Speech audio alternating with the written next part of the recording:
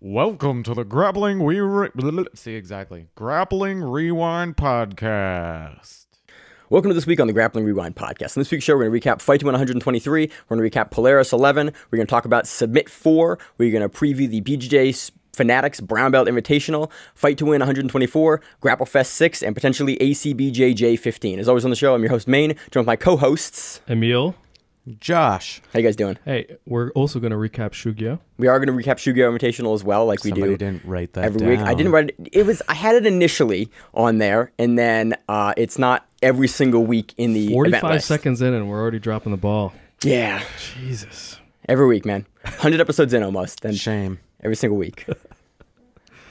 So let's kick it off with a little bit of news. And the biggest news, Gary Tonin is back in ADCC.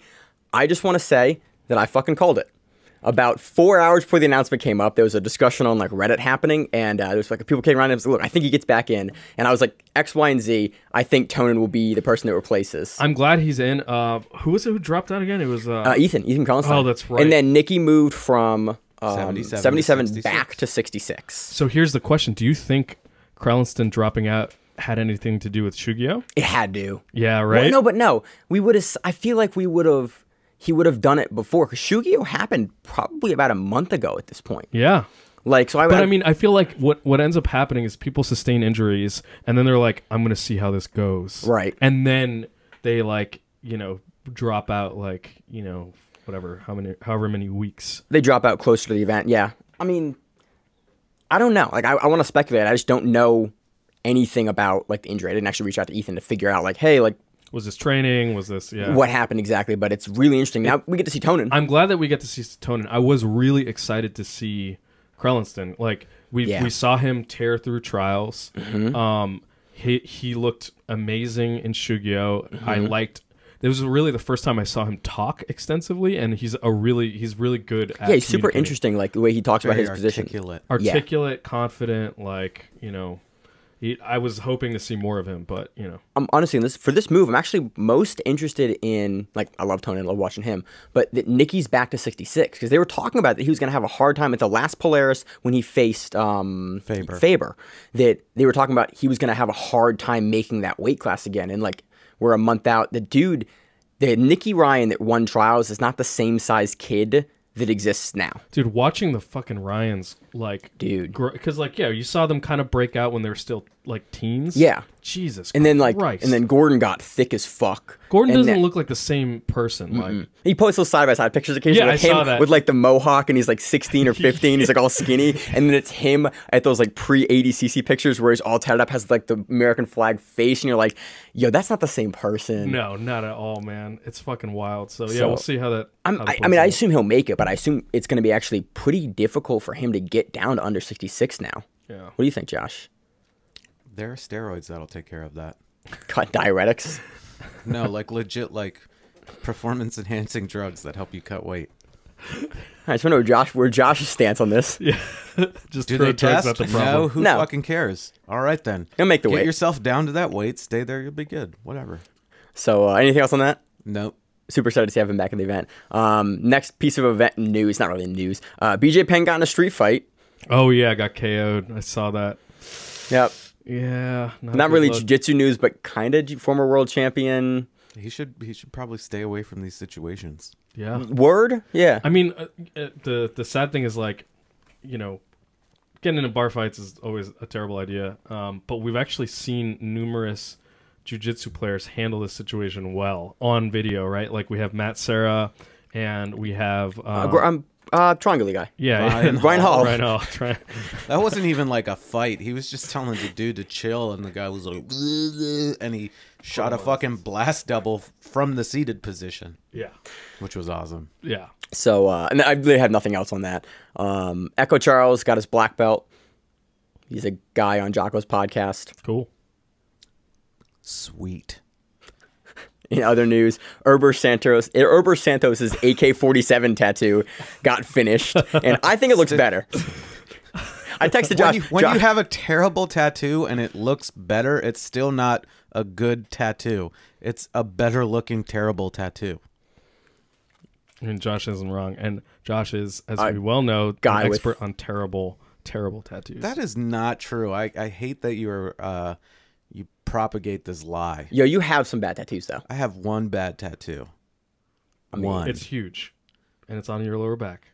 Yeah, but it's I like that one. tattoo. That's a good tattoo. It's one. That's the thing. It's not like every single one of my tattoos on my body is fucking awful. You actually have some really good line work on your body. You have some yeah, like, no you have some shit, nice because tattoos. I go to good people. So, you know, you're over here shitting on teammates from both of our gyms and people that don't train that are actually really good tattoo artists. So, fuck you, man. I am not critiquing the technique. I'm just critiquing what you chose in particular to put on your body. So, your personal preference is what you don't like, is what you're saying. Yeah. Okay. I love so that that's tattoo. a difference. It's a difference between personal preference and actual good artwork. Fair enough. So moving on from Josh's shitty tattoo. Gordon Ryan stated in an Instagram Live. No, just like a Story. comment. Someone was like, "Hey, how good's your knee?" And he's like, "Oh, it's about 85%." So that is actually a percentage. Now it's like, well, he is saying his knee is 85%. So that means What does that mean? It's a B. Means it's 85%. It's No, a that that's a means solid that B. it's still weak, and he can't say like, "Yeah, it's a bum knee right now." You know, what's he gonna say? I don't Like, know. "Yeah, please fucking attack my knee." But he didn't like address that it was like really bad. He was like, it's 85%. Because who's gonna say that this close to mean, fucking ADCC? All right, Emil with the meta game and the thought about Hey, it. it's gonna be used as an excuse if he loses. Exactly. Why wouldn't you? That's where Emil is coming from. Essentially, like, either it's 100% or it's not good. Exactly. Precisely. Because don't lose and then be like, well, my knee wasn't 100. I don't want to hear it. Yeah. Don't Either pull out. Don't use that bullshit excuse. Yo, I do not like this. Both of you guys at the other side of the table across from me. Because I we're feel like- opinionated. Well, I feel like I'm on the defensive. I'm like, oh, this is gonna be a rough show. I've picked a poor orientation for this. Like with Emil, it's fine because he makes funny faces. Hey, With if Josh, one of us and was over there, it would just be closer to yell at you for. So that's you know, it's reasonable. like- You'd So be in arm's reach of like just smacking you, saying stop. I'm gonna try to get lunch with some people that listen to the show on probably the Friday of weigh-ins for ADCC. I'm still trying to pick out lunch spots in the area, like get a lay of. Just grab a beer, man. Yeah, but like I'm gonna get food. Okay. So pick a If bar there's that a serves food. Porto's Bakery near Anaheim, fucking go there. So we're gonna try to get lunch. If you are interested in getting lunch with us, well, I'll post something. Meet us there at Grappling Rewind ADCC. meetup. Basically, yeah, I'm trying to do like a little meetup. Like, hey, if you listen to the show and you want to get lunch at ADCC and talk about jiu-jitsu, noon on the Friday of ADCC weigh-ins. Maybe Maine will bring patches that he'll give out. Maybe. I'll bring them out. Yeah, you come out, I'll give you a patch. I'm gonna bring a tattoo. A tattoo machine. Exactly. I'm gonna ink people up, grappling rewind style. Jesus. Ryan Clark, the fact that you're listening to this, please make sure to punch Emil in the head when you guys are training.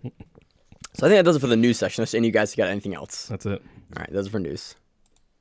So on to a recap of Polaris 11. This event was main evented by Ffion Davies versus Talita Alencar. This is a rematch. Someone on Twitter actually let us know this is a rematch. They were like, they actually met at EBI 12 together, and then I rewatched that match, and it was awesome, and it got me hyped to watch this match. So in the first matchup at EBI, these two ladies met each other. Ffion was looking really, really good, really, really good. Well, why don't we Ffion was quickly a talk purple about? belt. Let's talk about that. Oh too. yeah, it was purple belt, and looked really good against Alencar, who was a black belt at the time, like a decorated black belt at the time, and looked like dominant. And then Alencar, in like a split second, is able to get around, get the back, and get the choke in at EBI 12. So this is actually a rematch for the belt at Polaris for women's 55 kilo. under 55, Yep. right? So that's we kind talk of a some little bit- context for the match. Yeah, and we'll talk a little bit about Polaris in general, the way it's set up. So it's a single 15-minute match that is judged by 5-minute sections. Yep. So there's 3 periods per match, and then the first 5 minutes is judged as a round. The second 5 minutes is judged as a round. The third 5 minutes is judged as a round. But they With don't no stop breaks, it yet. yeah. There's no breaks between it. So the judges, if it does go to a decision, that's their criteria for what they're looking at. So Yeah. it's actually pretty significant, different than most other events that we see for scoring. Yeah, absolutely. Different strategies that go in. And then just broadly speaking, production was really awesome. Commentary staff is great. Yeah, commentary. Yeah. Dan Strauss and Josh Palmer. Dan Strauss as a commentator, as like the color guy, is fucking amazing. Is awesome. I agree. He did such a good job. At a certain point when in the commentary where Palmer's like, there's Connie Basami, and Daniel Strauss that was just so goes, funny. What is that? He's like, I don't know. He's like, that's scissor takedown. Like, I don't know these Japanese words. And he's like, all right, well, I'll stop. He goes, no, keep saying them. It's great. That was so funny. Dude, he almost like broke character on the mic and was like, what? Yeah, and that made me laugh so The hard. fact that you also couldn't see him, like he was hiding behind the microphone and talking, and all you saw was this tuft of curly hair and beard sticking out of the side of the microphone. Great. I also love his style. He's like really earnest, and like he'll just tell you like how the match is going, what he's thinking about it. There's not really much of a filter. Yeah. And we'll get into that a little bit more. We'll talk about at the end, or as it comes up in the matches. But so first match, let's break this match down. And I want to start this off by saying I'm going to go ahead and call this a Rewind recommends. It's an awesome match between Ffion Davies and Talita Alencar. It's fucking great. Dropping the double R already. It was good. Yeah. Like I completely agree with that assessment. I was watching this, I was like, yo, this is a fire match. Because Davies always brings like a ton of action and pressure, and like her positional game is really good. Her sub game is really exciting. And Alencar, we've seen like comes out super hot a lot of the times and tends to kind of fade in the kind of the later stages of the match. We saw that a little bit here, but the action that they both pushed in the first like 2 periods of the match was outstanding. Absolutely. We're also gonna hit you with another double R, the Rewind Redacts. Maine was talking some nonsense about this match being for the title, that nobody had it from last week's episode, but Ffion won it last time from Gazeri. Matuda. Yeah. Yeah. Okay. And my head, the more I think about this, the more I like should just go with my gut, because more so than not nowadays, I'm usually correct. I'm like, I think they have a title. They usually have the title.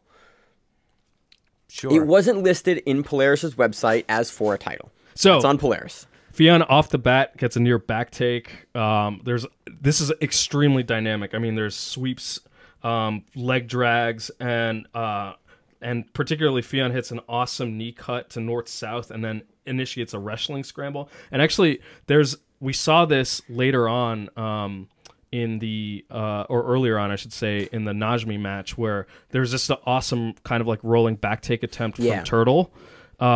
And it just made me be like, oh shit, that's something I need to fucking drill, because it's fucking awesome. Seeing that rolling back take hit like at the higher levels. Like that seems to be one of like the primary ways people are taking the back. Yeah. Is that like roll through and then they're coming up and they're kind of basking the hips and the waist and kind of climbing and up. It looks like a really low energy thing. It's more of a timing thing. Yeah. Like you wait, like, as long as you are one step ahead. It kind of reminds me of like the bolo, like the way that like if you see a guy hit a really good bear and bolo, they kind of just roll underneath and the opponent kind of falls into place and then they come up. Like it's a really similar mechanism. You know where we started to see this too was the first time. I remember the first time I was like, shit, that's really slick. Was Craig Jones? I think he hit it on Landra Low. That was like how he got the back at ADCC 2017. Yeah, I want to say that was the first time that I was like, hey, man, this is, and it's crazy to see that it's that effective at this level of jiu-jitsu. But yeah, at the highest levels, it works really well. I remember seeing that in the 2003 Abu Dhabi Championships. Leo Vieira clowning Eddie Bravo with it. Yeah, Josh with the old school, like I have 50 back in my day when jiu-jitsu was in the stone. 16 years ago. That's why it's good to have a black belt on the mic with us. So. You guys know, like, a lot of people at our gym do that move, like, consistently. Yeah. I love that move. It's a great move, but it's cool. It's a lot of people at our gym do a lot of shit. Yeah, but it's cool to see something work at a high level against to work other, on like Mansher Khera or Talita Alencar. So anyway, but this match had, oh my god, there was a lot of like the pace clear set, animosity too. Like the pace set by Ffion was incredible, and you see right before the end of the first 5-minute period. Is this when she like trucks her off the mat? Well, she did that a bunch, but they separated them, and Ffion just like gets up and walks away and looks like she hasn't been doing anything. Like she's just been walking around the past 5 minutes. And she had a pretty significant weight cut to get down to the weight, actually. Well, Talita, you look over at her, and she just takes like this big breath of air. You're like, ooh, she's tired already. Yeah. And I think that's what also led to the extra aggressiveness of at the one point where she just fucking karate chopped her Fion's neck. Yeah. She like straight up was like, smack! And I was like, ooh. Yeah. And the ref was like, hey, you can't hit. So yeah, this was right after like actually now that you mention it, Ffion pushes an insane pace. All her matches, like she is always super submission hungry, which is fun to watch, and she's always like positions, like she changes and she passes through positions really quickly too. We don't see her ever like sit in cuts for a long time or sit in those mid ranges for a long time. Like she's super aggressive forward, and we see the pacing usually work out in her favor. I think that's partially why she's been so successful at the black belt level, is that she is able to push a pace on people that a lot of people just can't run with. So Ffion chases a sort of like blast takedown and pushes Talita off the mat, and Talita is just like absolutely livid when she comes back out. She allegedly does a collar tie, but it was a straight up karate chop to the neck. Yeah. And then she's like, what? Yep. She's like, you're fine, right? Okay, let's keep rolling. Yeah, they were good. That's basically what happened. Yeah. You know, so, but yeah, just that's to give you an idea of the level of intensity in the match. It's just super entertaining, definitely. But also, let's not make it seem like, in my view anyway, that it was a competitive match in the sense. No. Like, Ffion was all over Talita, and she was dominant from bell to bell. Yep, I totally agree. The entire 15 minutes, like, she got caught in a crappy toe hold near the beginning of the match, and nothing else the rest of the match. She had that, like, she was grinding out that arm triangle for a while. It looked fucking from brutal, the top position. She was like, she hadn't quite passed over to the mount and wasn't able to cut off the angle to get to the side, but she was up, and we've seen that's what she tapped Matuda with at the last Polaris to take the title, was that same arm triangle. Yeah, and she was caught in guard, and you could hear her corner go, just go for the arm triangle. Yeah. They were like, don't worry about position, just squeeze her head. Yeah, because it's exhausting to defend, because you're spending all of your effort. You got to pull the arm down. It's not like biomechanically getting the arm down to the body from that high angle position like fatigues the arm, because you're not in a good pulling position. Like you're the better you can defend the arm a lot better when everything's pulled in tight, because you can pull with your chest and your back and everything else. When your arm's up high, you're only pulling with like the small muscles of like behind the shoulder. Yeah. And so to keep someone up there for a long period of time, you fatigue that arm hard, and that's what she was doing. She was just sitting in there waiting for like her opportunity to kind of cut the angle, get through the guard, and finish it. You just got to do more lat pull downs and cable rows. Dude, swim. I've been swimming. I got huge lats now compared to what I had before. Either way, it's exhausting to be in that position, and as Josh said, Ffion was dominant through and through and takes the decision. Yeah, really, really great match. Rewind. I think I completely agree with Emil's assessment here. Rewind recommends, go back if you have Fight Pass. Go back and watch this match. This is, and it was females headlining the card. Yeah. Like this match is a match that deservedly should have headlined this card. I think it was definitely the best match of the evening. Pretty much. It was hands my down. favorite match. It was a great matchup. Want to go with Edwin Najmi and Mansher Khera? Yeah, absolutely. All right. So we have Edwin Najmi defeating Mansher Khera by decision. Edwin is looking real, like it was interesting because Dan Strauss was trying to figure out what Edwin's game plan was here, because we saw a lot of Edwin actually wanting to take it to the feet. Yeah. And then at the end of the match, we were like, oh yeah, we can see why his takedowns have gotten really, really good. Which is kind of wild, because Munch, like, you see it all the time. There's tons of videos, you can find them on Flow, of them at wrestling practice consistently. Munch and Dylan Dennis, but his wrestling, like his jiu-jitsu style wrestling scrambles were okay, but it didn't really amount to anything except for a flying triangle attempt. Oh yeah, that was a slick ass flying triangle attempt. Yeah, and that attempt was okay. So basically, like, Munch is basically playing seated guard, and he's doing a lot of leg entanglements, and off of the leg entanglements, as Edwin is spinning out a couple times, Munch comes up on single legs, and one time he gets a high single, and Edwin's like, cool, all right, you can take that, and just leaps up into a flying triangle from like the full standing position too. But that Najmi, if you've ever seen Najmi, if you watched him come up through the belts at all, like, that dude is a flying triangle highlight. Yeah.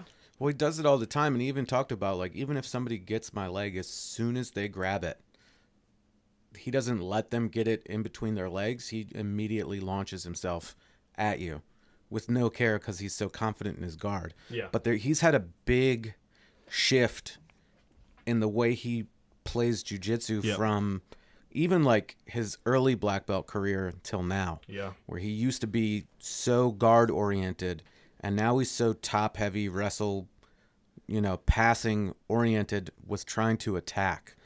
So it's really weird having watched him compete since blue belt until now, and he does like all this wild shit. He still does it, but now he's flipped his game where he wants to be on top and attack and eventually get on your back. So yeah, and in fact, the back take is kind of the defining moment in the match for me. This happens in the first period where Edwin does towards the end of the first period, actually. Yeah, right? Towards the end. Yeah. So Edwin does like a dynamic knee cut pass, and he like spins around to a front headlock, and Munch is turtled. And he does that like, rolling back take that we saw Ffion hit, and Edwin hits it on Munch like it looks textbook, gets a body lock, and then just does a nasty face crank. For a while. For me, the commentary was like, he's not really addressing it, but like from what I saw, it looked super deep. Yeah. Like it was over the face and I put my hand right in front of the mic. It was in front of the face and the jaw, and I was honestly really surprised with Mansher's ability to get out of the submission. Yeah, so he kind of fought the hands a little bit. He fought the hands a little bit, but the commentators did a great job being like, yeah, so Munch is doing a good job at going to the correct side of the body lock, preventing Edwin from readjusting, and then he just got his shoulders to the mat. It was awesome. It was great, and again, good commentary describing that. Oh yeah. And that was, I think, the defining moment. I think that was clearly won him the first period, and then you saw like some points in the match where things got definitely a lot slower in the middle. And Dan Strauss was honest about it. He was like, yeah, towards the last 10 minutes, it's not really good. And he said that before Edwin started hitting a bunch of takedowns right at the end of the match. Like you could see, that's when his new game really stood out. It's not even that. Like if you watch in another match that we're about to cover, he's just doing like face forward straight up blast doubles, and his arms are long enough because he's so oddly built that he buries his face in your chest and just taps the back of your legs and just blasts into you. Yep. Without really having to overextend or bend over too much. He doesn't have to shoot, really. He doesn't have to get that low, like he doesn't have to get the penetration in. He can kind of just like do a bent over shot and have it be really effective because he has the arm length to actually get around the legs. But if you watch, Nick Rodriguez does the same exact thing. It's true, but it's not the only takedown that he went for. Like you remember when he was getting frustrated and he just left his leg out for Munch to come up, and Munch took the bait, and I was like, dang, that's Munch was up on a deep single, and Edwin hits a pretty good Uchimata attempt. Munch is able to stabilize, but on the knees, so it's clear Edwin is expanding his attacks there. It feels comfortable on the feet, wanted to pull Munch up there. So he takes a pretty clean decision here. I think, it was Mansher wasn't able to get really a ton going on him. Looked good, but definitely much more not passive. I don't think passive is the right word to put here, but Najmi was the one pushing the pace and kind of winning in the positional exchanges here. Yep. Yes. Anything else on this match you guys have? No. All right, let's move to the next match. We have Stephen Ray submitting Paddy Pimblett with an inside heel hook. This is a cool heel hook. Ray goes for like a scissor takedown, and instead of going and attacking, and Josh maybe can explain it better here. Instead of like doing the standard scissor takedown, like the one you saw Rio Chonin hit on Anderson Silva or anyone ever hit on the scissor takedown, he throws it and then he rolls underneath Paddy's legs. So he basically cuts the angle off at the pass. So the angle that Paddy would normally have to escape from on this kind of scissor takedown, if you go that way, because Ray is already underneath them, underneath the legs, you can't go that way. You have to go the opposite way. And Paddy's unable to do it. He kind of fights the hands for a minute, but Ray is kind of already beating him to the punch in a big way by doing that weird like inversion on the scissor takedown and just gets it done. Once both butts are to the mat and one person has saddle on that inside heel hook, it's like, that's like 75% over right there. Like, you know, it's, and that's such a fast and dangerous submission. And especially nowadays with the metagame, like as soon as a guy starts fighting the hands versus like a good leg locker, I'm always like, man, this is like, we rarely see guys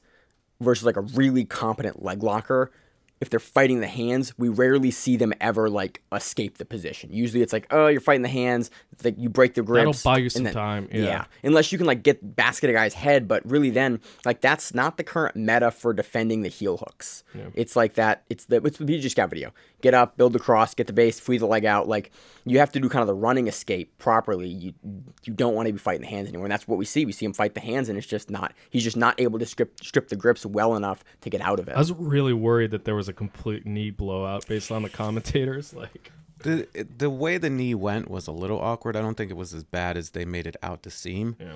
But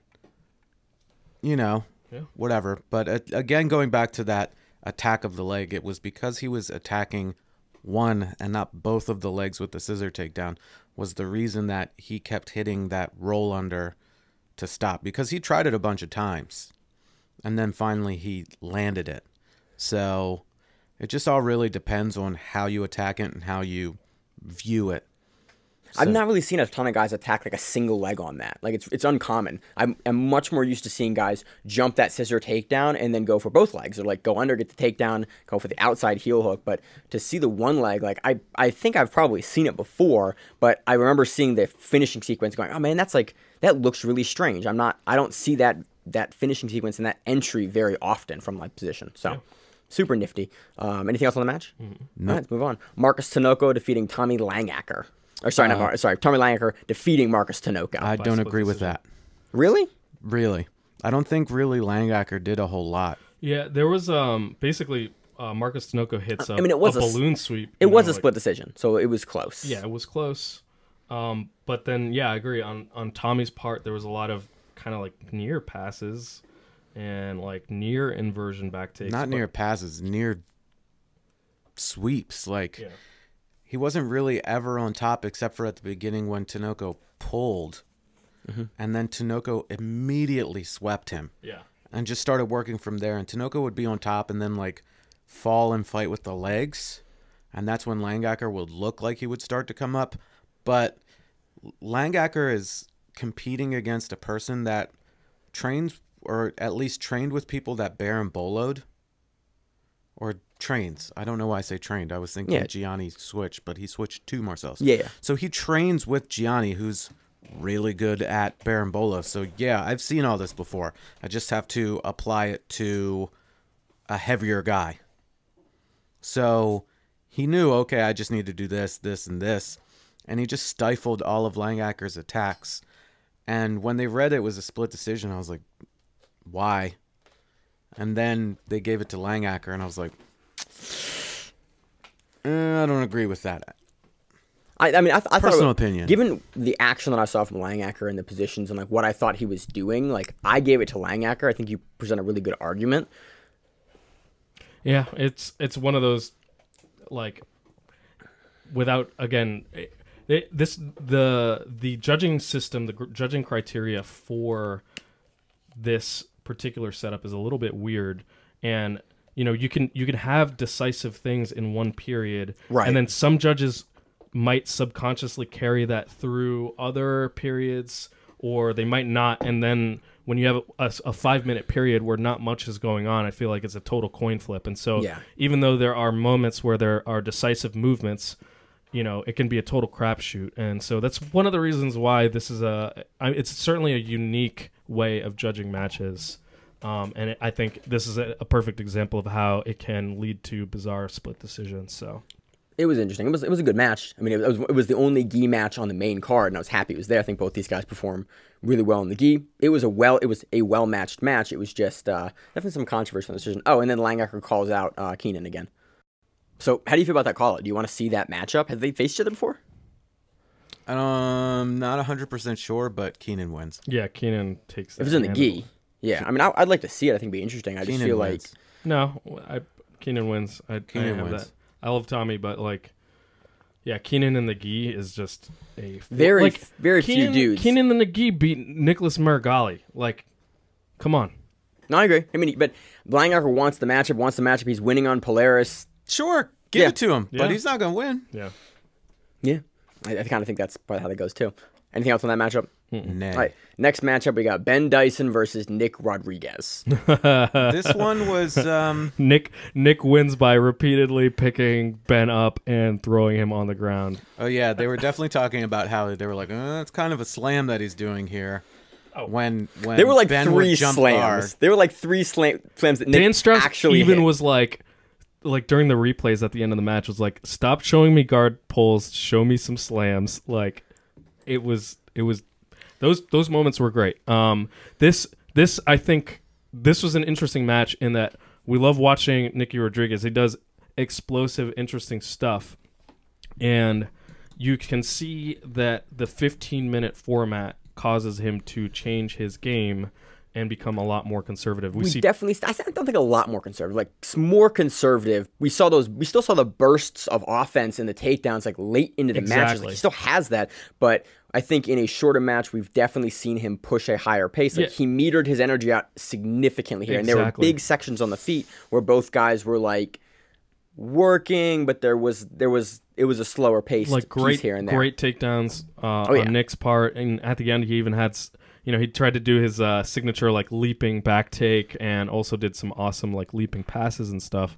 But yeah, like, well, I guess let's talk about the takedowns. Like, we have kind of like, it's been interesting because Josh and I were kind of speculating. This, I think, has given us a lot of information as to maybe how we'll see Nick do in ADCC, or at least like. I think that's the next thing. Like that's in a couple weeks from now. Right. This is the lead up. Like we have now seen the Nick Rodriguez we saw today is very similar to the one we're going to see at ADCC. Right. Like we've seen him add new tools. We've seen him add like a little bit of leg locks. We've seen him add like some additional stuff. I think the most interesting things that I think we've seen here are. He is going to get, I think, anyone at 99 kilos down. Yeah. But I completely lost my train of thought. Well, but what is he going to do afterwards if he doesn't land past their guard? Right. And that's the question. Is like I'm not sure. Like we saw him kind of struggle a little bit with the passing here. If he's unable to get to the back, his reaction is to stand back up. And we saw Ben here a lot of times. Even the commentary brought up like that he kept standing back up, and it was like we weren't quite. The commentary wasn't sure. I wasn't sure. I don't think either of you guys were sure with like what Ben's game plan was here, standing up with Rodriguez. Right, because Rodriguez is able to take him down. Repeatedly. My point is, I think this match showed we see Nick Rodriguez care less about his setups. And I think he's really realizing that jiu-jitsu guys overall do not have the ability to stop his takedown game. And so we're seeing him be way less cautious with his takedown setups and just kind of like go for the takedown. And he can usually get it. It's also like, why feint if someone's not going to react to your feint? Right? You're spending energy to try to get them to spend more energy by sprawling, by doing these things. If they're not reacting, just fucking go and grab their leg. Yeah. Let's be honest here. Nick Rodriguez will be one of the smaller people in the over 99 kilo division, weight-wise. Okay. I thought that. Weight-wise. Point. He's got Sanchez, you got Buchecha, you got Hosha, you have a lot of guys that are weight-wise bigger than him. He needs to continue taking people down like those people expect to be taken down and try to fight it. Because if he gets complacent that way, somebody's just going to mush him. Somebody's going to put their hand in his face and push him backwards and put him on his ass. I think his main focus leading up to ADCC should be passing, and not like super dynamic passing with the cartwheels and everything, like basic, like knee cut out of the guard. Basic passing stuff, because we saw a lot of him not really getting past the guard. We saw this at Fight to Win as well back in Philly for the purple belt title. He was an Aaron, I forget the gentleman's name. I forget the guy's, Aaron Hunter maybe? He was in the guard, and like he would sit there and he would try to pass, and then he would kind of disengage. He'd be like, okay, I don't like the passing sequence anymore. I'm going to disengage. Or eventually he's able to get to the back. Well, he body locks. That's the thing. Like he tries to body lock for the pass, but he doesn't move forward from there. Like he was in Z guard. Mm-hmm. And tried to just lock up the body lock and try to lean, and the guy was the same height as him, so it's gonna be difficult to pass that way. Or he did the same thing in full guard, and didn't you can't body lock somebody and pass from full guard. And we've seen people like sort of like him be able to dictate his game, right? Like What happens when he has Orlando Sanchez on top of him? It's these things. I don't know who. I see very few guys, even at the ADCC level, being able to get on top of him. But I feel like a lot of guys at the ADCC level aren't going to have any problem with, like, you take Buchecha down, which is possible. We've seen him get taken down before. Yeah. And then you're in Buchecha's guard. Buchecha's like, and you talked about it before we recorded the show, like, Buchecha's going to be like, cool, I'm in the guard. Like, yeah. He doesn't give a shit. Yeah, it would be the right. same thing with João Gabriel. Like, you take him down, okay. Like, are you past his guard? No. It's going to be rough. Same thing with Cyborg. Like, Orlando doesn't play from his back a whole lot, but I know he has a guard game. And if anybody's seen his Instagram within the last, his 3 months, is ridiculous. it's just like he's so big. He's slowly getting bigger and bigger. Dude, he's like 347 right now, I think. And all he's doing is like lifting and eating small children. Like, he's consuming the amount of food this man consumes. I don't even know how they make a gi for him. He's a goddamn ogre. Dude, he's got to be A5, A6. But he's not super, super tall. So at some point, like, these sleeves are going to come over his hand like he's wearing his dad's gi It's got to be when he's a little kid. It's got to be a custom fit or a hemmed or something. Like, I cannot tell you anybody that I could think of that has worn like a large gi because they continually get larger. You know what I mean? Both in, like, he's fat, but he's also muscular. Yeah. That's Well, evident. he's like strongman fat.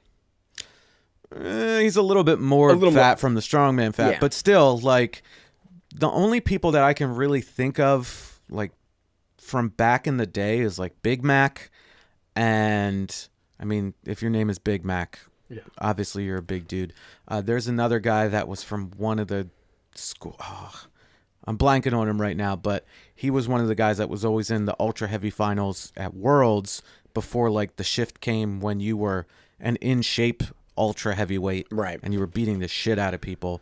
And that picture of that one guy at purple belt in Brazil where he looks like he's 500 pounds. Where it's the absolute division. It's Yes. purple belt. They said do absolute. They said it would be fun. They said, and that's a balance guy apparently. The guy on bottom. The guy on bottom is a balance guy apparently. Yeah. So we have strayed far from the match between A little bit. I mean, but I think like it's really interesting because we're in the context of what we're going to see Nick Rodriguez on Exactly. next. I think it's really it's interesting. all contextual and for sure. And But you definitely. I think we've that's strayed. This is what Josh and I were talking about right before we were recording. Was like, okay, what are we seeing now? How is this going to play out in ADCC? Because we're all excited for ADCC and we love X Factors as well. And Nicky Rodriguez is a huge. You're X factor. excited. I'm super Feel excited. these nipples. Dude, I'm so excited. That's a movie quote that went over your head. It but totally that's did. okay. You're excited. You're both going. Yeah, Yeah. I'm the official backstage interviewer for social media for ADCC. Emil has tickets. He's not anything. Oh, okay. I was about to say, does he have the press credentials? No, No. he doesn't. Emil didn't get Okay. press credentialed. I got press credentialed, and but he was starting to do podcasts Yeah. every day after the event, and I think you still have okay. access. Yeah, you got floor Can tickets, we? right? Can we? I have what? You got floor tickets? Floor, Did you get floor tickets or mid seats? Oh, you know what? I need to purchase those. Yeah, floor tickets. Um, Are you serious?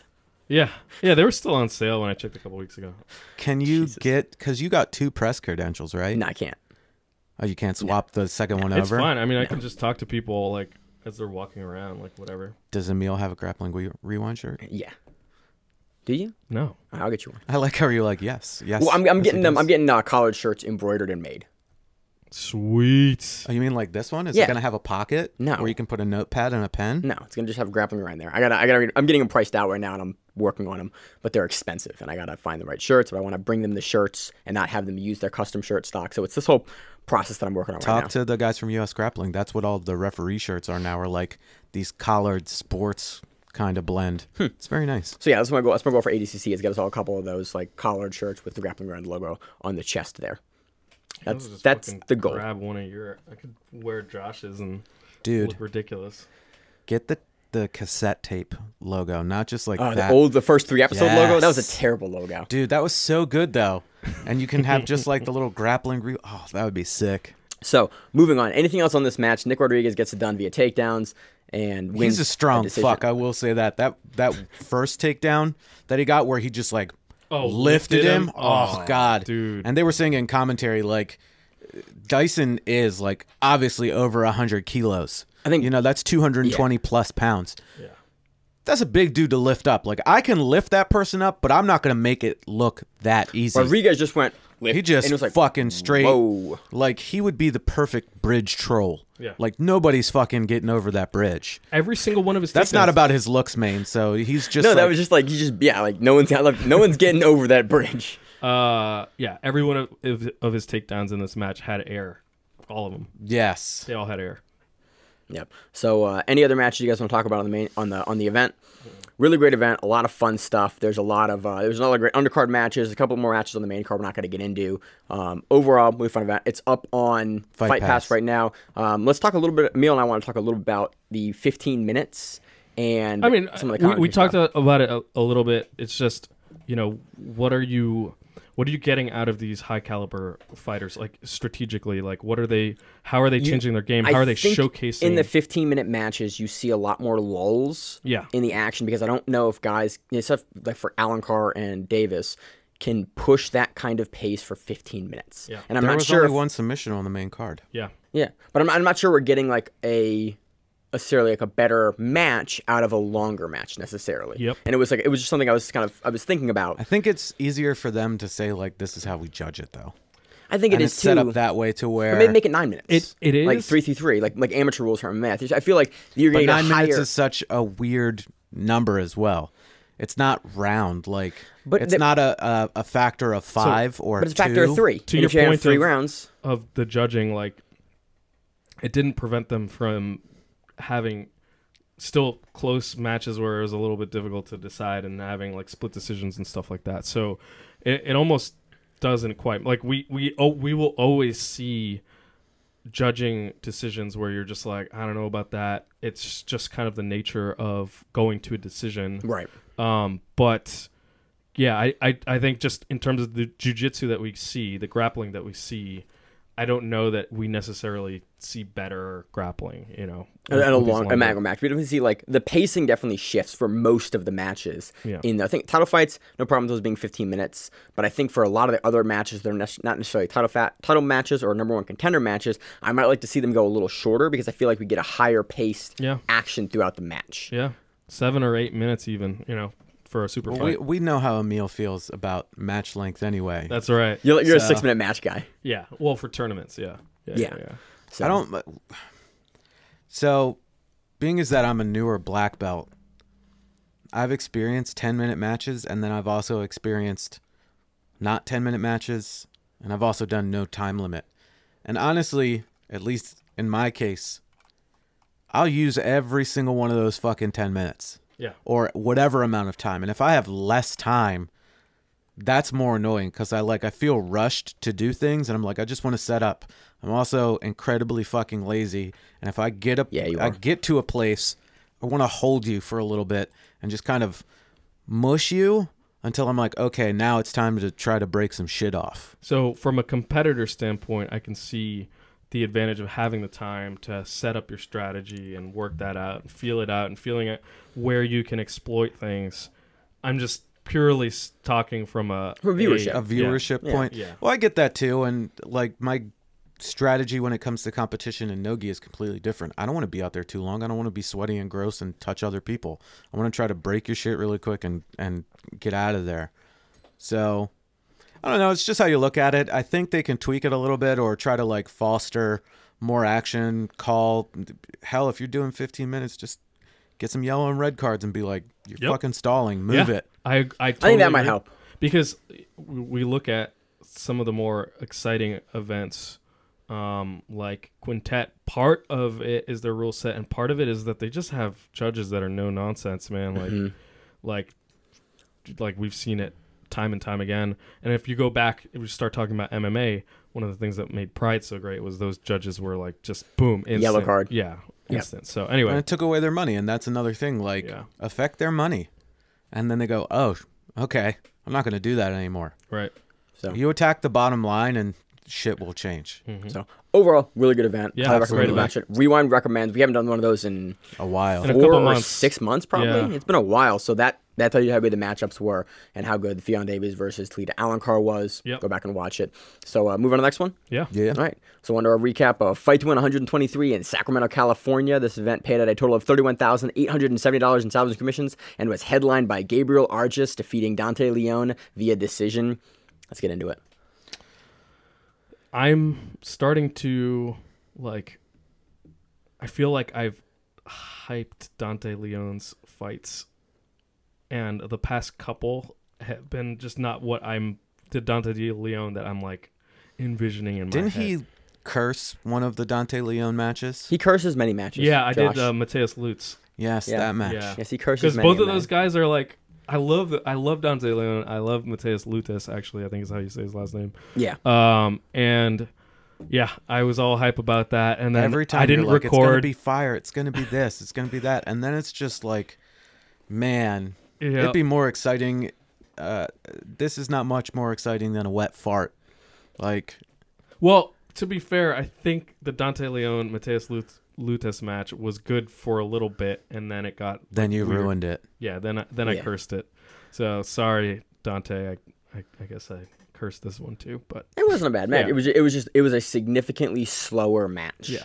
And you saw a lot of pass attempts from Leon, and Argis was on his back, playing bottom, kind of looking for sweeps, just being a little more active, Yep. and eventually takes it to decision. Yeah. I really think he gets it on really just kind of more action. I'm not sure if you guys saw anything any different there. No. Yeah, Yeah. more action. So next match I want to talk about is Casio Vernick defeating Angel Lopez to become the Fight to Win Masters welterweight champion. that was a straight ankle in the last No, that was Shamir Chantry versus sorry, Jose my bad. Lemus. Yeah, you're skipping ahead there, buddy. my bad. Whoa. This was really good. Casio, we see him on Fight to Win A whole lot. all the time. Yeah. And I thought he was the champion, but he says in the results here it says he becomes the Masters welterweight champion. So I obviously been incorrect He there. could have lost it, and then the person that had it could just not be competing, so it was I forgot. up for grabs. I thought he had it, but I'm wrong here. I know they have a list, but man, it is hard to keep track of. I tried to keep track of it for 6 months, and then eventually I was I can't. There's just so many divisions. So many divisions and champions and weights, the Masters titles. I'm happy they have it. It's awesome that Fight to Win keeps track of that. Seth talked about on Fistful of Collars that he has basically a list of everyone who's won a major in the last 5 years is on this giant list he has, and then he has all their availability. And then basically he looks at who he wants to main event. Dude, it was super interesting on Fistful of Collars, him talking about how he does the matchmaking for the main event matches. They're always Dude, awesome. They're always high level, awesome competitors. Yeah. So this is a really good match. Casio just really good positional work, passes. He gets around. He goes to the side control. He goes to the north-south. He locks up that top side north-south Kimura, and I was like, oh, he's got that this. move. And he is not super pinched on the head, and so he lifts it up, tries to get it, and he's just not able to get the angle. So he threads his leg across the body over and traps the far side arm. I was like, oh, snap. He's going to try to get it that way. Goes for the arm bar, doesn't get the arm bar, and then he goes, oh, I didn't get the arm bar, and it immediately shoots to mount from his back and gets into mount. I was like, that whole the whole series there from him passing the guard to him getting to mount was just crazy. I was like, that was a really exciting, and it just shows you how good Casio is here. Well, that's what happens when you've been doing jiu-jitsu since forever. Forever, yeah. Yeah. And then he finishes with the old school Hodger Gracie X choke from mount and gets it done. I was like, God damn, that was a good match. I feel like there's not much better way of demonstrating how good your jiu-jitsu is than hitting a day one submission. Everyone talks about that being day one. That is, I want to say, one of the hardest submissions to get good at. Yeah, That X choke from the mount is so it works at Easy white to belt. defend. Yeah. That's the thing. It works through every belt. And it doesn't matter how good you are, it will stop you if somebody puts it on. And again, if you look at, I can't remember which year it was at Worlds, but Hodger Gracie beat everybody the same exact way. Yep. What year was that? 7? Something like that. 11? 9 or 10 or something like that. Yeah.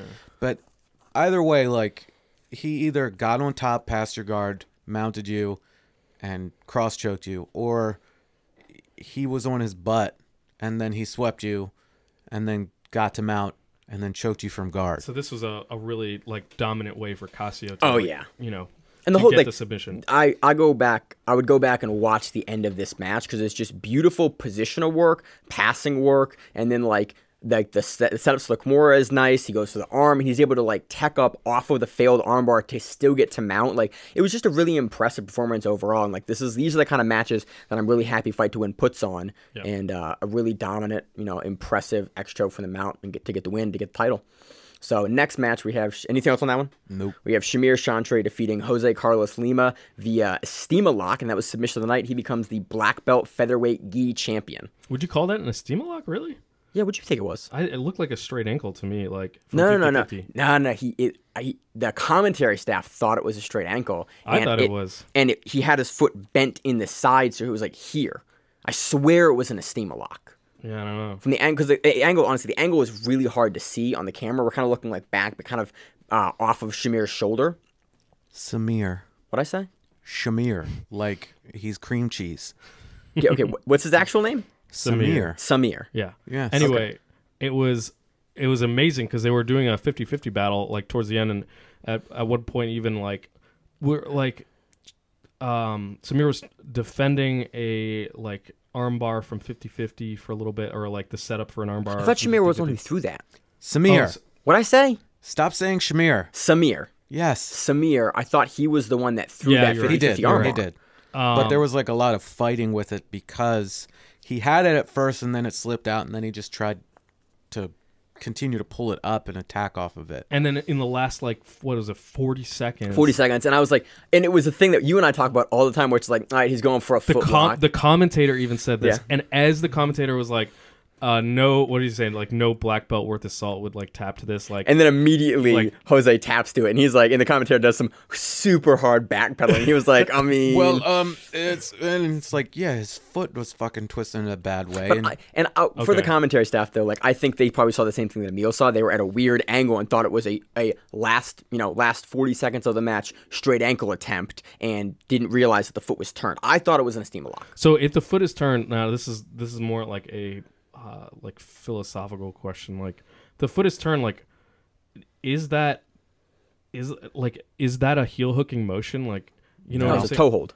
It's a toe hold. It is a toe hold. Yeah, because the way it putting attacks, pressure outside, not on inside. the upper ligaments. If basically with the Estima lock, it pushes the foot down and towards like that. It doesn't bend out. You can do like a reverse Estima lock, which kind of is the same motion as a heel hook, but it's really hard to like be able to force the foot down on the top of the big toe to kind of get it. I mean, heel hooks go both ways on the foot, right? Yes, yeah, but the outside, I mean, they follow pretty much IBJJF rules.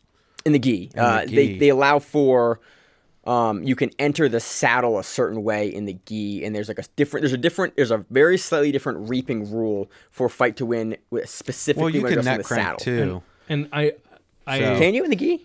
You saw Seth hit a twister in the gi before.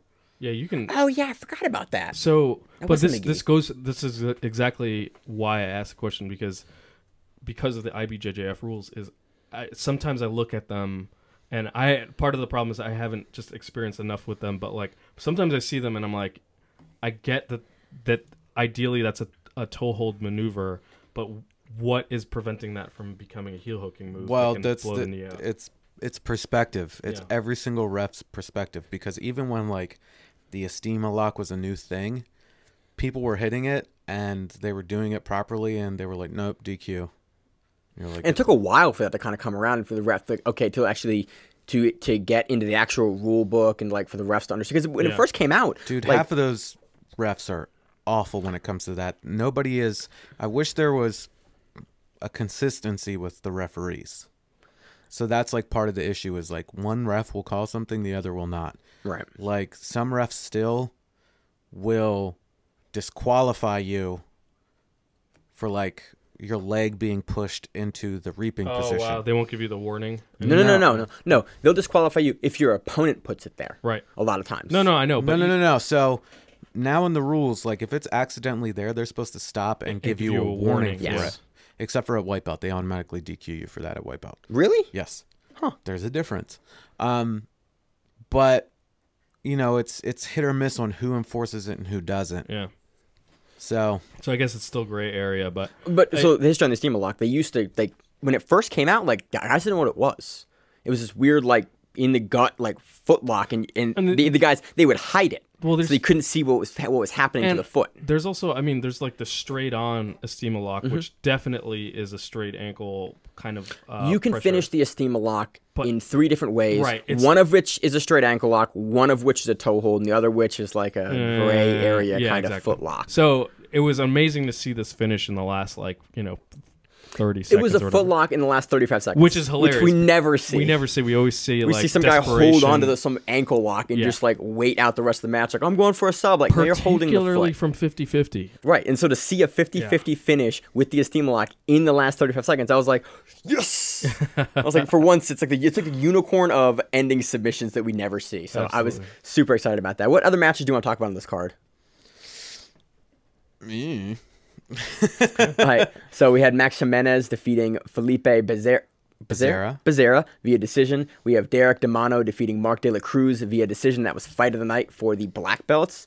Good action, good pacing on the match. We had Leo Silva defeating Brett Bittencourt via split decision. We had Adam Bittencourt. What'd you say? Breno Bittencourt via split decision. We had Adam Dunkel defeating Louis Moreno via rear naked choke. In the judo match, we had Robert Parks defeating Patrick Fernandez via decision. In the brown belts, we had Vince Barbosa defeating Daniel Werther via decision. He becomes the Masters brown belt light heavyweight gi champion. That was also fight of the night for the brown belts. We have Joy Ann Pendle defeating Brooke Meow via head and arm choke, and that was submission of the night for the brown belts. We have Ray... Hear that name, Emil? Yes, Gus, defeating Joey Taylor by triangle. We have Larry White defeating Surakone Nigsavath. By leg lock. We have Mikey Singh Hothi defeating Jalen Hutchinson by Kimura. In all caps. We have Richard Flores defeating Troy Everett by choke. Dang, so Troy's up to what, like 22 or 23 now? 21 or 22, I think. 20. Wasn't he 10-10 coming into this? I believe so. Think so. So that's 21. 21 then. Damian Wright defeating Brandon Alexander by decision. Daniel Dake Severin defeating Ian Johnson by decision. Sean Joseph defeating Trinidad Bautista by decision. Andrew Chesmore defeating Dan Dykeman by decision. Antion Green Gibson defeating Albert Tapia by decision. On to the purple belt results. William Cavallo defeating Michael Paris by triangle. Spencer defeating Anthony Mercado by straight ankle lock. Donnie Artego defeating Nico Lozada by heel hook. Michael Mallet defeating Fabricio Silva by heel hook. Jaden Muller defeating Stacy Councilman by decision. Nico Lozada defeating Jamie Viller Molina by decision. And that was fight of the night for the purple belts. Andrew Bay defeating Alvin Ma by decision. Joel Smith defeating John Tai by decision. Antonio Camerlado defeating Eric Ceballos by decision. Manny Mendoza defeating Chris Robertson by decision. Cody Porter defeating Bryce Sexton by no contest. I missed that. I wonder what happened, actually. Yeah, I don't That's know. It's super rare. We've seen, like, Maybe it was last minute he didn't show up. It's possible, yeah. Maybe, but usually they replace those. Like, Even a purple belt? Maybe it was like super last minute. I don't know. Because honestly, like, I think I've seen like 2 DQ, maybe 3 DQs ever in Fight to Win. I don't know if I've ever actually seen a no contest. You think maybe he got poked? I gotta figure out what happened. Seth is kind of a if he dies, he dies kind of dude. I respect it, but I've never seen no contest. So I gotta figure out. I gotta figure out what happened there. On to the blue belt results. Kaleo Romero Jr. defeats Chris Vickers by Darce. And that was submission of the night for the blue belts. Cyrus Espiritu Foster defeats Lucas Crawford by straight ankle lock. Jessica Stroll defeats Patty Southworth by decision. And that was fight of the night for the blue belts. On to the team results. Ismael Bermudez defeats Joel Sunga by Jr. by choke. And that was submission of the night for the teens. Megan Irwin defeats Victoria Alva by Americana. Dang, I haven't seen a key lock or Americana in a long time. But I guess teens, there you go. Yeah, when's the last time you seen Americana finish, Josh? Finished? Oh, it's been a while, but my arm still hurts today from one yesterday. So Matt Saucier, guy on the team here, he was talking about, he was like, I don't even know why we teach white belts the Americana. He goes, no one finishes it. Yeah. And so it's really cool. I guess it's to get a reaction out of somebody, you know? It's to get the movement, and you can immediately turn it into a straight arm lock. You can, but it's just like, it's super rare to see it finished. Spencer Hurd defeats Owen Sabro by armbar. Jolene Sunga defeats Siraf Tang by choke. Leonardo Silva defeats Hector Morales by split decision. And that was fight of the night for the teens. Anything else to add on Fight to Win? Keep watching it. It's great. Yeah, it's awesome. They always have like super high-level black belts on the main card, great title fights, great organization, fun rule set, and they're seeing more judo, so it's forcing all of us to learn actual judo throws and names. Yeah. In fact, I think this is the first time in a little while that the judokas haven't won one of the fight of the nights or submission of the nights. I think that's correct. I think they're... If there's a judo match on the card, it's winning one of them, and like you go back and watch, you're like, yo, that was super fire. Yeah. So like, I really like the old school judo. Like, I like the guy Seth's choosing to be featured on the judo bouts, and I like the rule set that like he has implemented because the guys are pushing action, looking for the ippon, looking for the finish, and it's like.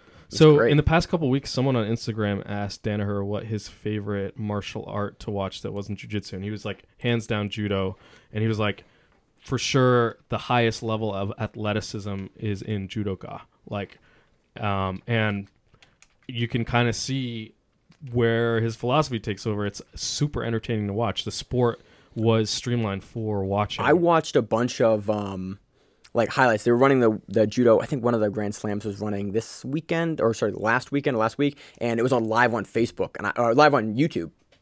And I watched like the one in Tokyo. I think so. I think that was the World Championship. That's what I was watching it then. Yeah, I was watching the World Championships, and I was like, yo, these are good-ass matches. And it was like some super... I mean, all the matches that I watched... Oh, dude, yeah, I saw highlights. I think someone posted the Israeli guy who just the first Travis Stevens was posting posted the like ippon from that match, and it was just monster. Yeah, there was some really great, like, at least I saw some really, really great matches, and I was super excited that like I got to go see and just watch like free judo, because the World Championship level judo was always a lot of fun, especially as we lead up to the 2020 Tokyo Olympics. We're going to see a lot of those same players, and honestly, I would love to actually cover that on the show. Yeah. I think that'd be a lot of fun, but I'm going to have to learn like we're going to have to crash course in judo quick. I may actually grab some guys that I train with that do judo and that know judo to come on and be like, I was about to who say, should I watch? That's because, what we should do. Yeah, I have a student that I train with at Hopkins. Who knows judo fairly well? Chicaros. No, F them. They wouldn't be able to commit to anything anyway. They're too busy drinking. Lee. Yeah, is he brown belt? Yeah. Yeah, but is he still follow it? I mean, he knows it. He still uses it. He still uses it, but I'm looking for a guy who like follows current meta judo and like. I mean, I follow it. It doesn't mean I know all the terms. That's what the announcers are for. That's reasonable. You know, so, here's this throw. I'm like, oh yeah, he hip tossed him, and they're like, oh no, it's this specifically. I'm like, okay, cool. All right, so that does it for Fight to Win. On to the next one. Shugyo. So on to a recap of the Shugyo Invitational, Episode 3. In this episode, we saw Jordan Holy versus Sean Weisenberg and Nathan Orchard versus Rafa Domingos. And I think we should just, again, quickly talk about Shugyo. Oh, yeah. So Shugyo... people haven't been introduced to it. It's a relatively new thing. It's awesome. They basically had a mini tournament with a bunch of high-level grapplers. They filmed it all in secret. They're releasing these really highly produced videos on YouTube. Like episodes. You get to watch them like, for free. It's like a show. It's like a 15 to 20 minute episode they release every week of like behind the scenes and the guys talking to each other, and like they really show the highlights of the matches, and then they show like interviews after the matches. It's not just, I mean, calling it highlights of the match is a little bit of a misnomer. It's like a supercut. It's like a supercut. Okay, yeah. Better it's way to like put it. it's more like they take the match and they condense it down. They're not showing you individual movements. A more palatable version of it, so you don't have to sit and watch the entire match. Well, because honestly, for this episode, time limit. For this episode, they showed the entire match. Right. For one of them. Jordan Holy's, but yes, because there's no time limit. You don't want to watch a 90-minute match or a 2-hour match if it goes that long. So they cut the matches down to like you're looking at the supercut or like the best moments from those matches, and then I think 1 or 2 days later, usually they release the full length match if you want to watch like the full match. But on the episode itself, it's a supercut of the match, and it's an awesome. It's format. awesome. They play music like in the editing. It makes it just super. It's super entertaining to watch. You can sit down and watch it as like. Just for entertainment. You could sit down with someone who's never watched grappling, and it would be entertaining for them. And it's like a show. Yeah. So it's cool. So this is episode 3. And Josh, anything else to add? No. So episode 3, first match we saw Jordan Holy defeat Sean Weisenberg in 22 seconds via heel hook. Yeah. He wasn't wasting any time. He's Dude, like, well, I'm outta here. Holy wants the prize money for fastest submission. Because I think they pay the fastest sub guy, I think they pay him either $500 or $1,000 just for the fastest submission. And so Holy has 2 fast sub. I think his average submission time is 37 seconds now. Yeah, they were both seconds. under a minute. Yeah. And now, like, the average time is like 30-some-odd seconds. So it's crazy. Basically, what he does is Holy just goes down into the butterfly. He elevates him to his good side. And Holy basically, after the match, walks through every single thing that he did leading into the heel hook finish. We're seeing this set up a lot. You basically, it's a great double threat from butterfly where you threaten the sweep. If they base out, you basically can go right into saddle on the far leg. Boom. You're already threatening. The person has to either eat a sweep or give you a dominant leg position on a really dangerous submission. So, yeah. He does. I mean, they did 22-second match. Yeah. We've talked about it longer than the match. Go back and watch this match if you're interested.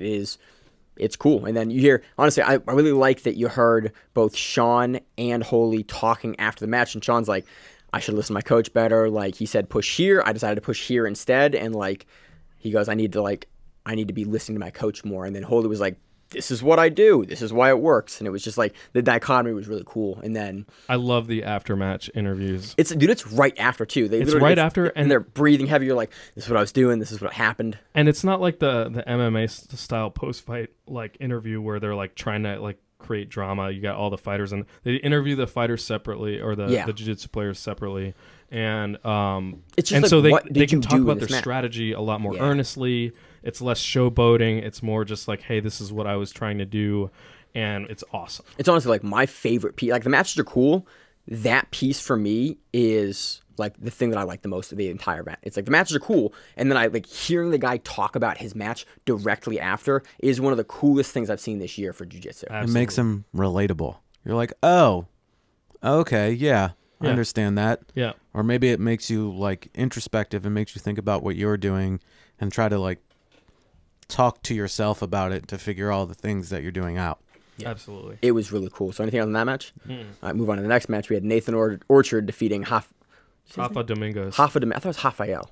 But it's Rafa. It might be. I mean, it's Rafa, just a It's the shortening. same thing. Yeah. Rafa Domingos via like a dope rear naked choke. And he had a really cool setup for this one. Yeah, well, the whole this is such a stellar match. I mean, Domingos was quite dominant throughout. super dominant. The majority of the match, we turned it back on briefly before recording, and Emil's like, he's straight up leg kicking him.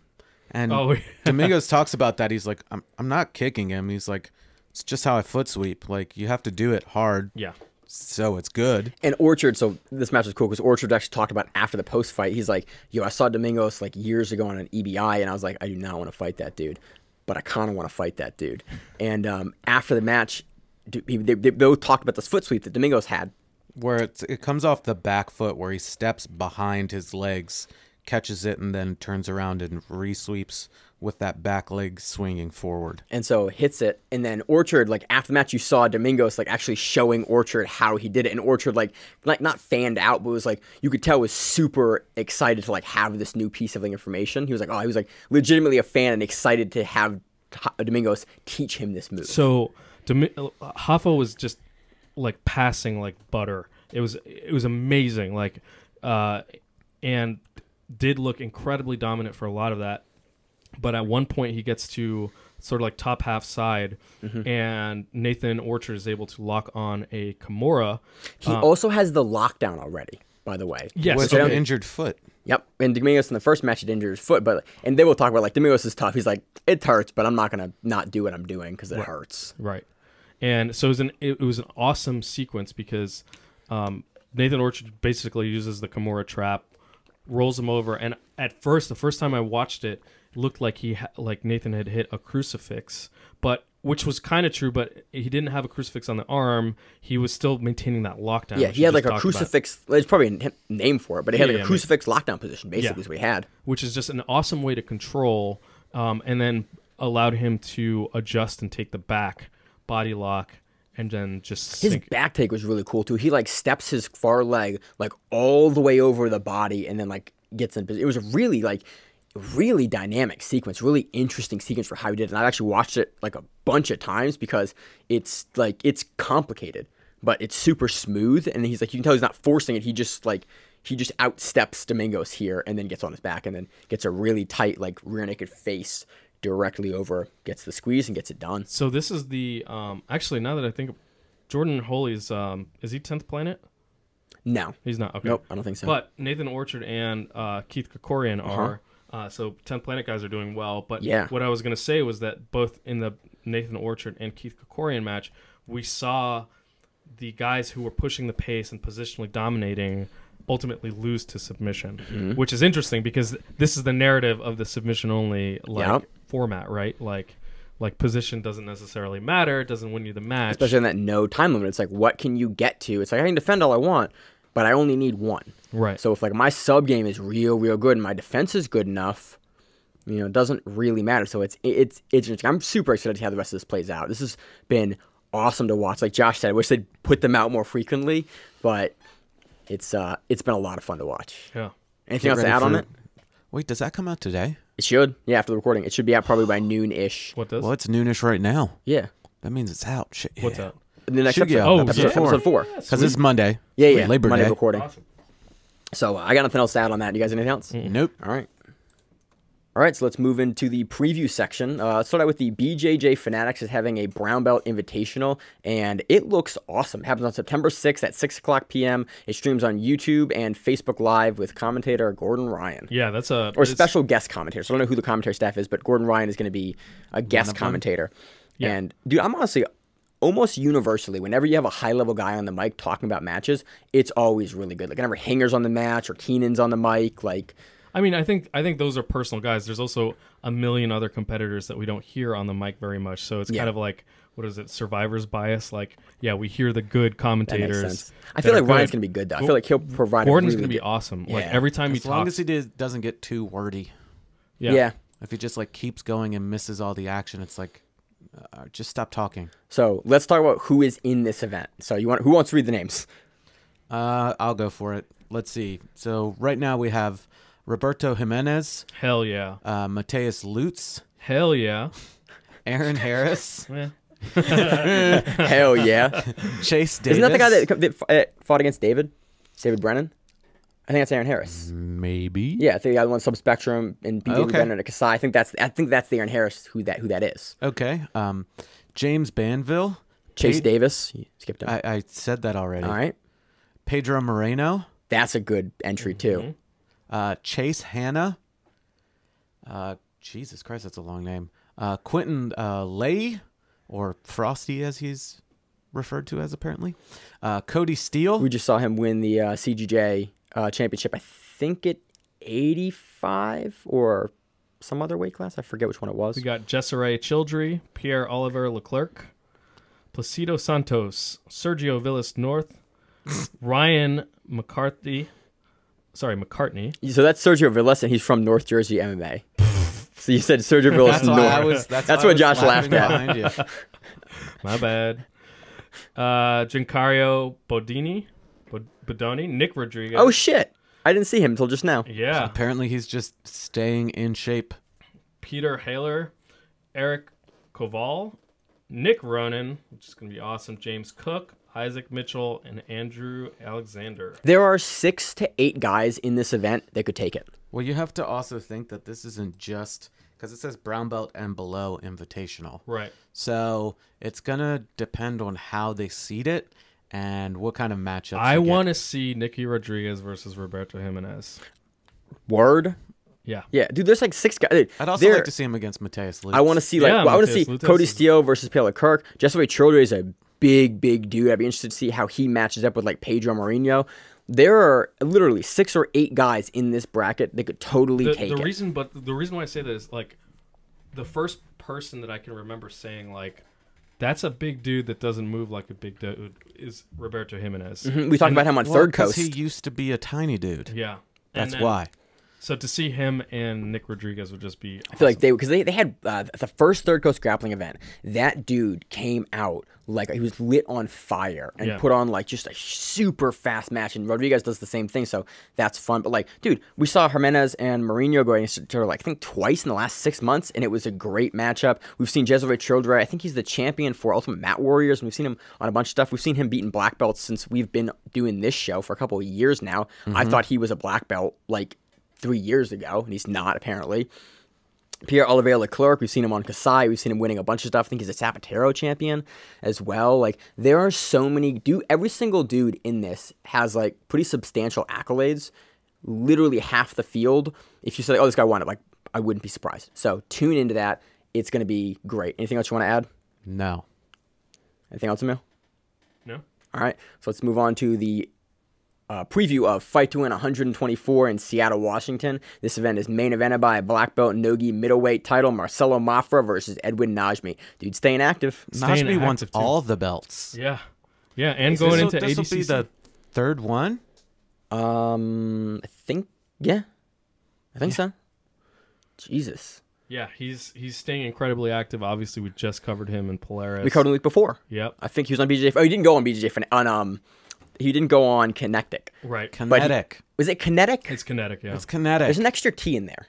No, there's an extra K. Ryan threw me off because he called it Kinetic, and I was like, "That's because it's spelled dumb." But okay, so we saw him on Kinetic, but he didn't go. So we've seen him like 3 weeks in a row, and now he's main eventing this one. Yep, it should be a really good match. Like again, Mafra's hard to beat, but Najmi's looked like he's been on a tear recently, and should be really good. In the co-main event, we have a Masters featherweight black belt title, Brian Johnson versus Aaron Morris. We have a 120-pound black belt gi match, Karen Atunes versus Maisa Bastos. Hell yeah. That's a really good matchup. 205-pound black belt Masters gi title, we have Raji Bryson Barrett versus Carlos Savet. We have a 195-pound black belt nogi bout, Arnaldo... Somebody else do this, man. Ronaldo Maidana de Oliveira versus Josh Hinger. Fuck yeah. Holy shit. This is a stacked that's card. a really good match. Where's it? Seattle? Yeah. Oh, snap. Damn, there's a lot That's a really good card. We have a 208-pound black belt gi match, Kyle Mitchell versus Daniel Preb. Thanks, Maine. Yep. 200-pound black belt gi match, Jeff Ticklepaw versus Charles Johnson. 180-pound black belt no-gi match, Matthew Nielsen versus Alex Larmy. 180-pound black belt gi match, Casey Stentz versus Andrew Marshall. 175-pound black belt gi match, Josh Calvo versus Kabir Bath. 170-pound black belt gi match, Jay Palacios versus Drew Palomo. 165-pound no-gi match, Aaron Marin versus John Lawrence. 165-pound black belt gi match, Rodrigo Lopez versus Angel Lopez. You just saw Angel this last weekend. 150-pound black belt gi match, Felipe Matos versus Weston Walchin. 140-pound black belt gi match, Jeff Makatange versus Michael Hansen. Under the judo matches. We got Logan Vieira versus Devon Johnson. At 135 pounds. We have Peter Schroeder versus Tariq Johnson. 145 pounds. Taylor Yuasa versus Tegan Yuasa. They're brothers. Oh. Really? They train at different places. No shit. That's awesome. That's a 135-pound match. They move into the brown belts. There's a lot of brown belts on the match. Joy Pendle is actually on this card as well as last week. So looks like a really fun card. Anything else you guys want to talk about on the card? Was that Sean Weisenberg? Yeah, it was. Is it? He's in the brown belts, yeah. Ah, look at that. Okay. Sweet. So next, let's move on to our preview of GrappleFest 6, taking place in Liverpool, Great Britain. This event is main evented by Joao Miao versus Frank Rosenthal for the under 70 kilogram belt. I think Frank is the current champion there. I don't recall. That should be a fun matchup. I assume Frank's going to try to go for the feet, but you got to break Joao's leg off his body and then choke him with the leg after you remove it to get him to tap the footlocks. So yes. I feel like these guys have gone against each other. Was it in Kasai? Yeah. Maybe. Was it Paulo or was it Joao? I thought it was Joao versus remember. Frank. I think these guys have met each other at least once, if not twice, before.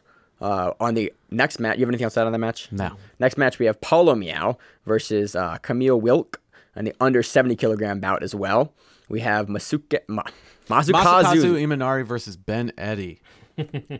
That's under 70 kilos. That'll Sean be a heel McDonough hooky match. versus Mateus Szynski. Nice call on that one. Under 80 on that one. This one's an under 85 kilo match.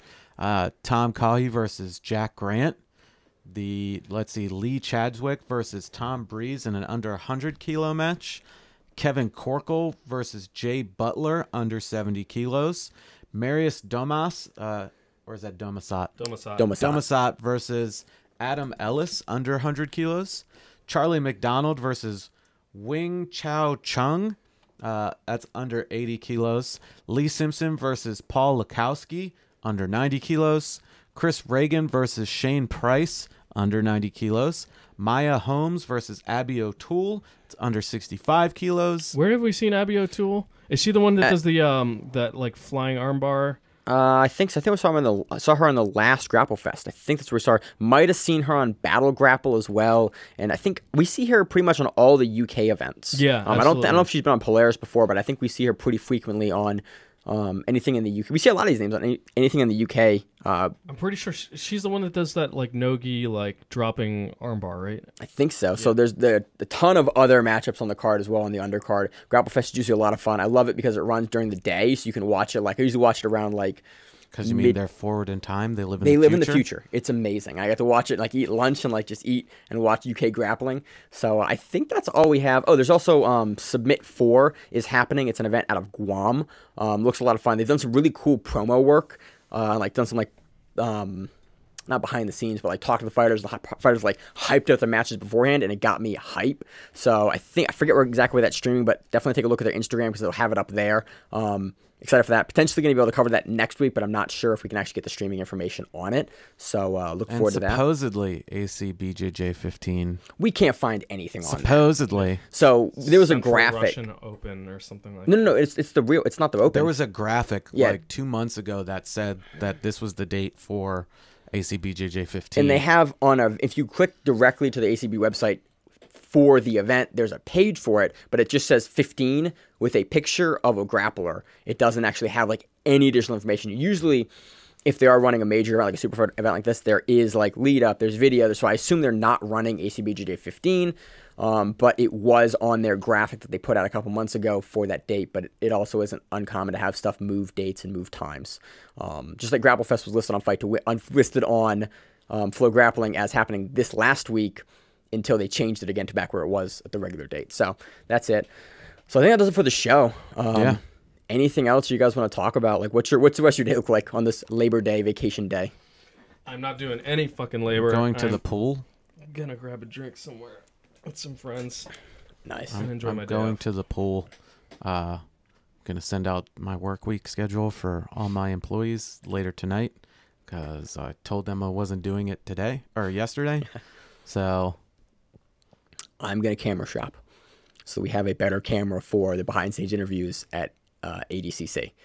And I'm going to determine if I'm going to buy this really expensive camera that I don't want to buy, but I might want to buy. Disclaimer, anytime he says he might want to buy it or it's like possibly getting it, that he's means already he's getting fucking ordered it. It's no, on the I haven't way. ordered it yet, but I mean, like, it's probably waiting to be picked up. Within the next 2 weeks, expect the video quality on the YouTube videos to jump up significantly because Maine has ordered a camera. Speaking of ordering things, I have to buy a new dishwasher. That's what else I'm doing today. Oh, that's terrible. Man, it's only like $320. That's not bad then. No, it's cheaper than a camera. Yeah, it is, dude. These cameras. I want to get like a good camera. What the hell is this camera gonna do? Does it make sandwiches? Yeah. No, it Does it doesn't. rub your back? No. Does it come with a tripod? Yes. Is it a fluffer? No. No, it's just like it. What it is, we use It's my a camera and it uses a thing, and we record with it. We use my phone. My phone shoots in 4K. It's good quality, but I also can't use my phone during the recording. And so I also would like to film the recordings for ADCC. That phone shoots in 4K? This does. And I export in 4K, and then I upload it to YouTube in 1080p. I don't think that phone shoots in 4K. It does. I've got the settings turned to 4K. Trust me, I've looked into it. It does. So Don't believe that. The new camera will shoot in 1080p, 60 frames a second. I can edit it down. It'll have some better light functions, and it's just a better overall camera that's not a phone. Are you getting a boom mic attachment? Yes. We're just racking up the price for Maine here. Dude, it's so expensive. It's like I'm gonna get it on sale for like Here's $400 or $600. Also another disclaimer. Anything that looks like it's expensive in any of the setup that you see, Maine owns it. Mm-hmm. Yeah, no, Josh and I are completely worthless when it comes to this. No, All you of guys us are completely worthless. We're not putting any money towards this thing that we like doing. Hey, Maine, buy this. And he goes, let me see if I have the money for it. And we all know that means, okay, guys, I'm going to order it. Pretty much, yeah. We're not really like that. Like, No. Maine's just like, this is a labor of love for Maine. Absolutely. And it's stuff that he wants to do anyway. So it ends up like factoring into his lifestyle and his hobbies where he's like, yes, I want to do this. Oh, there are other people that'll do this with me. Great. I will spend my money because now I can play with these things with other people and not seem like a sad, lonely dork. And pretty much. The exactly. effort absolutely pays off. I think the it quality does. speaks for itself, Oh, yeah. so thank you, Like Maine. we can't say enough. Like anytime you probably message anything that has to do with the Grappling Rewind, email, say cool picture, anything like that, it's Maine. Any dope like social media stuff, editing, like Any really stupid fucking comment, or where you're like, wow, those guys are retarded. You can blame that on Maine. You can blame the good stuff on Maine, but you can also blame the bad stuff. That's on Maine. reasonable. Yep. Except for that one time I recorded that video on my walk-in fridge at work. Yep. That was March of 2018. Breaking news. That was Because that was the last time that like you from your phone got posted to the Instagram. Yes.